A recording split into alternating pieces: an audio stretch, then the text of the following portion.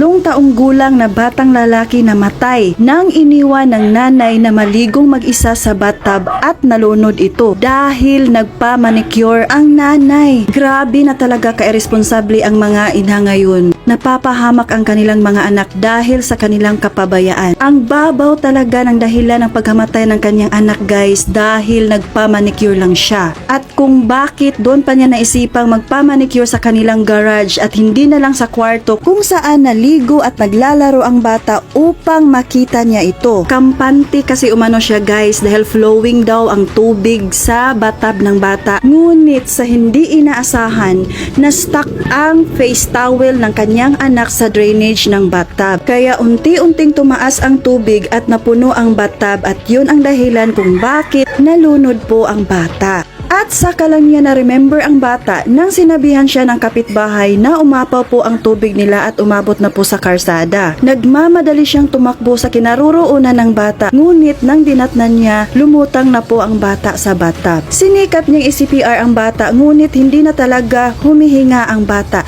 at nagmamadali siyang tumakbo sa kapitbahay upang tatawag ng pulis dahil hindi umano gumana ang kanyang cellphone. Pagdating ng mga pulis, dali-dali itong dinala sa ospital. Ngunit kinumpirma ng mga doktor na dead on arrival na ang bata nang dumating sa hospital. Ipinagtanggol ng kanyang ama ang babaeng ito guys dahil mabait umano ito at mapagmahal sa anak. Ngunit hindi ito sinang-ayunan ng trial court dahil may kapabayaan talagang nangyari sa pagkamatay ng bata kaya siya'y nabilanggo at nagmulta ng $10,000.